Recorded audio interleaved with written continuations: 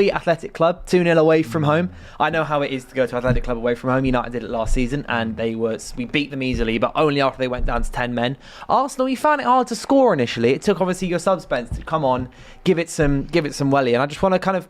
Is that a statement of intent kind of win from Arteta? It's kind of, we put our big team out because you've played the same team you played on the weekend and likely going to be very close to the starting 11 that you're going to play against City. Is it just right, we've made our mark on the Champions League, got our first win in the bag away from home? Yeah, I mean, I wouldn't say it was a statement of intent because I think as an Arsenal fan, I do have to be honest and say I wasn't overly impressed by Bilbao. I mean, I could see why you guys beat them. And we beat them pretty comfortably in pre-season, and we were all saying, but it's pre-season. But I've got to be honest, I mean, we weren't at our best, that's for sure. We did end up fairly comfortable winners, but we didn't really need to get out of second gear. I mean, I've got to be honest and say that I didn't really rate Bilbao that much. Obviously, their best player wasn't playing, Nico Williams, and that showed. But I was never really felt that threatened. I mean, halfway through the game, I was joking to a couple of the guys we were doing with the watch-along. I said that Bilbao, to me, are like Brentford in disguise. And one or two other people were saying they're not even as good as Brentford. And I thought, you know what? That's probably not far off because I didn't... Put it this way, we're going to have to raise our level significantly if we're going to beat City because that performance there yesterday wasn't the best. Do you know what was interesting? Sorry to interrupt you. We were actually saying on yesterday's show that your kind of like reinvigorated front line, adding Madueke, adding Eze, obviously Gyökeres, you wouldn't be as reliant on kind of the players that maybe were going to be more fringe in a Martinelli or a Trossard, but they were the two that actually came on and created for each other. Absolutely. And shout out to the manager. I mean, I've been one of those, I have been critical of him. You will know this because me and you have spoken, and Abby will know this as well. I've spoken many times before about Arteta's what I call lack of in-game management at times. Too cautious, doesn't make the subs early enough, they're too light for light.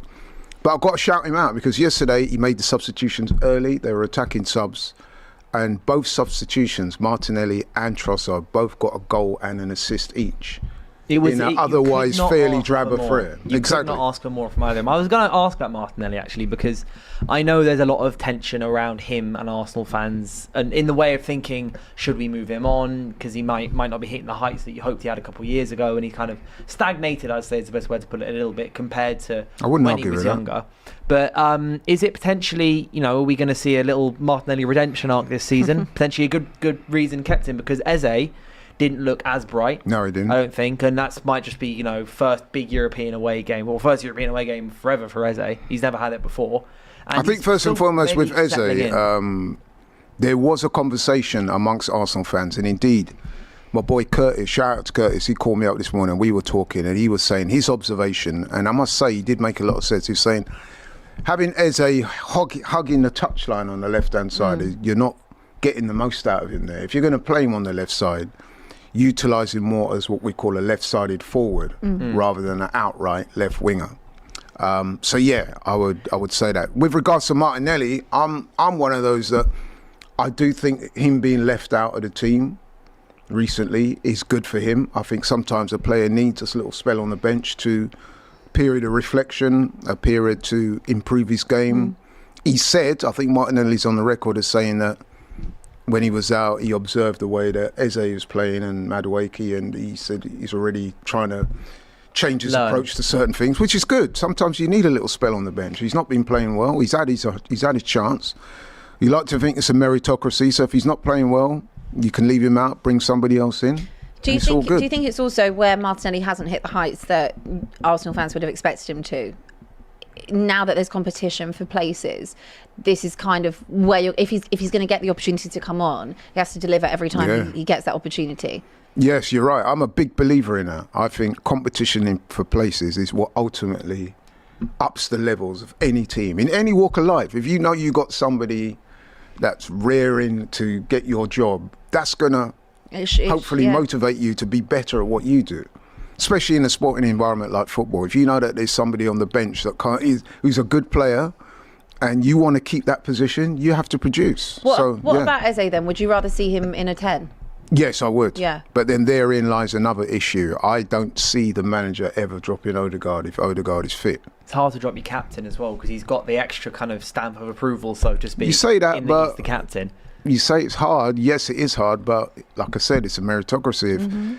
If Eze was to come in, occupy that number 10 shirt, have a couple of really good games, why should Odegaard assume that he automatically comes in? And on top of that, we touched on it yesterday. Odegaard has not always shown up in the big games, in the big moments. There is a reason why we do call him No Odegaard.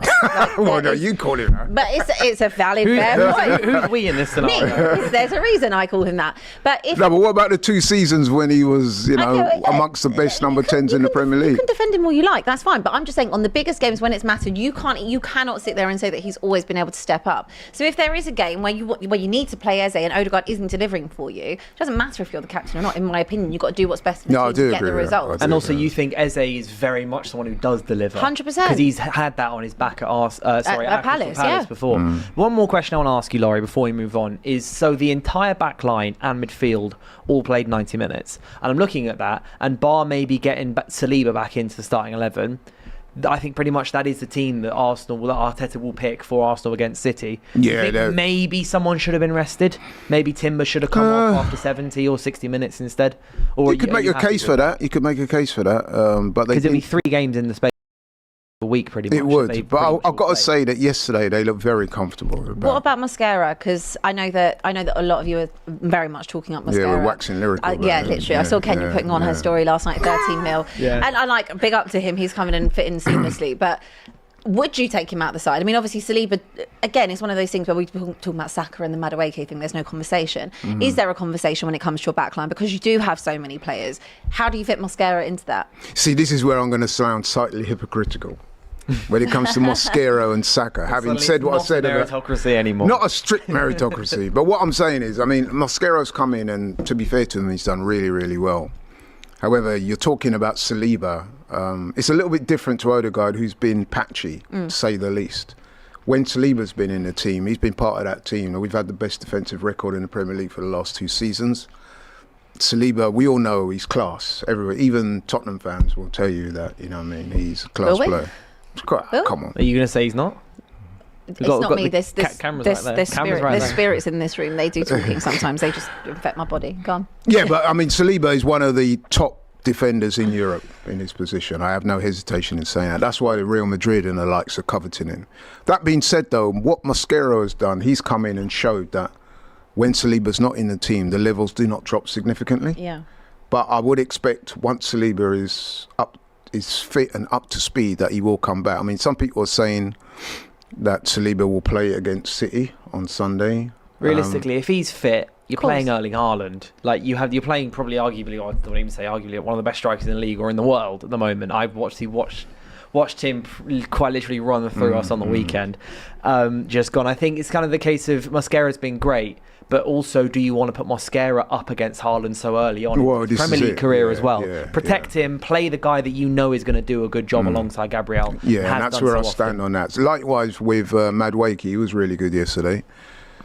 Some people are saying, that doesn't mean Saka comes straight back in, but it does. That's not a conversation. Because we're talking levels here, you know what I mean? Yeah, that's just not a conversation. City versus Arsenal as well is a game that should be taken away from, like, it should be put aside when talking about things like players continuing playing on form, because it's a game you have no choice, but you need to win that. Absolutely. You're fighting for a Premier League title. That's a 3 points game for you and them. Same with treat it like a semi-final tie, for example. You can go, Mosquera's been playing well. We're playing a semi-final. Saliba's going to come back in. Yeah. It's just you got to play your best starting 11. And there's even more pressure on that game when you think about it. We lost to Liverpool.